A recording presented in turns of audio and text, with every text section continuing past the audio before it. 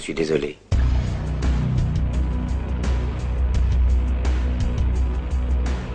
Je ne veux ni conquérir ni diriger personne.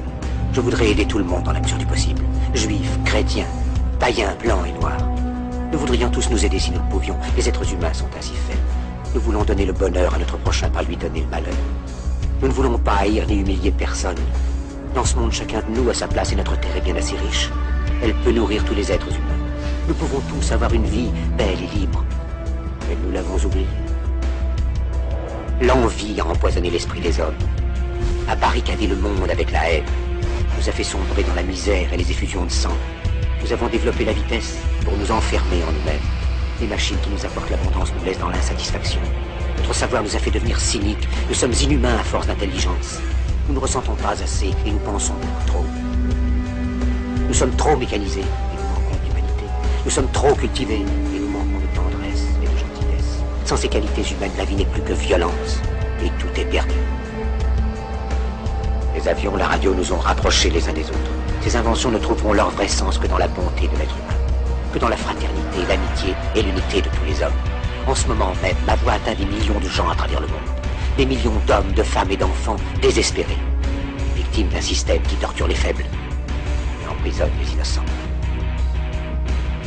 Je dis à tous ceux qui m'entendent, ne désespérez pas. Le malheur qui est sur nous n'est que le produit éphémère de l'avidité, de l'amertume de ceux qui ont peur des progrès qu'accomplit l'humanité.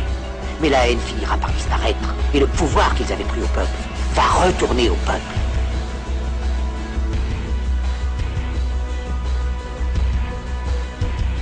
Soldats, ne vous donnez pas à ces brutes, à une minorité qui vous méprise et qui fait de vous des esclaves, en régiment toute votre vie, et qui vous dit ce qu'il faut faire et ce qu'il faut penser, qui vous dirige, vous manœuvre, se sert de vous comme chair à canon, et qui vous traite comme du bétail.